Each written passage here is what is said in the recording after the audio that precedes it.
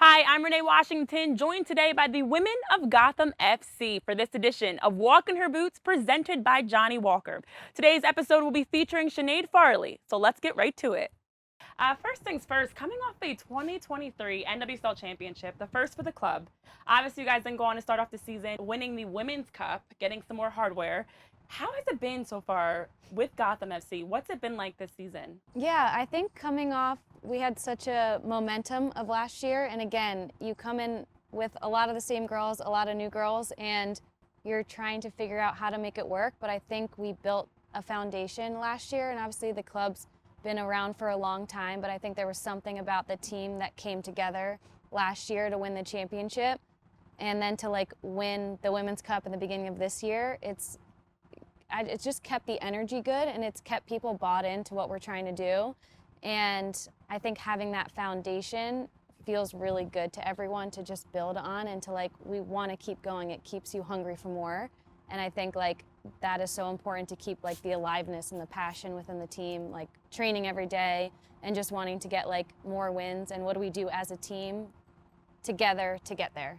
I mean, the whole concept of if you can see it, you can dream it, you can be it is very real. And you don't always have those. We haven't, as women's sports in general, always had those types of ambitious, dreams and goals of being a professional athlete. A big part of that is because the representation hasn't always been there.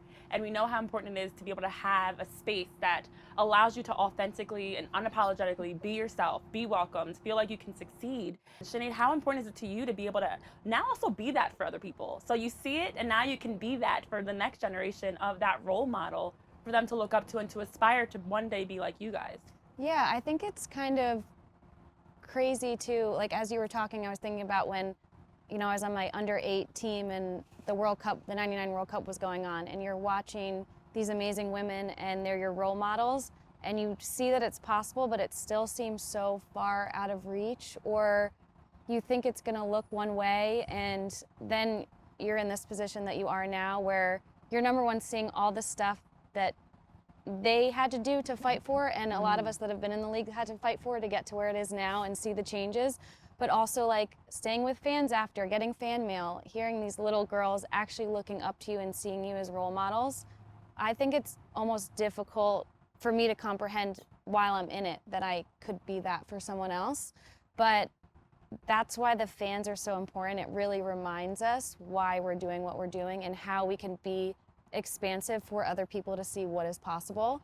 And I think the reason why we all kept dreaming and kept playing was because we got to see the '99 World Cup. We got to see these women perform and compete and know that we can do that. So it's a dream to be in that situation, to be that person possibly for a little girl watching. It's just amazing.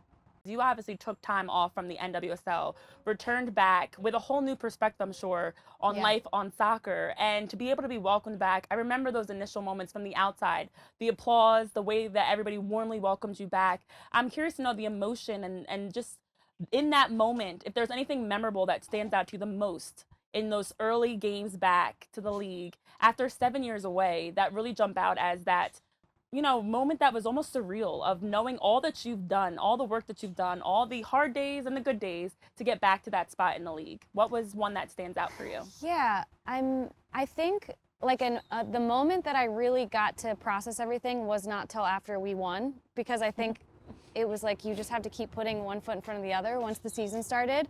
But the moments that really stand out to me the most, that just I think taught me the most, was how much I needed other people to get through those moments. And even getting myself to come back to try out to play again, I could not have done without the support that I had, without the community that I had, without me being vulnerable and trusting other people with my dream and what I wanted. And through preseason, through the first game, second game, all throughout the season, I had really hard moments with my mental health, or I felt like I couldn't do it, like I couldn't belong. And that's when being on a team is amazing. And I had to lean on my teammates and ask them, I'm really struggling right now, or I felt like I just did terrible and I want to quit right now.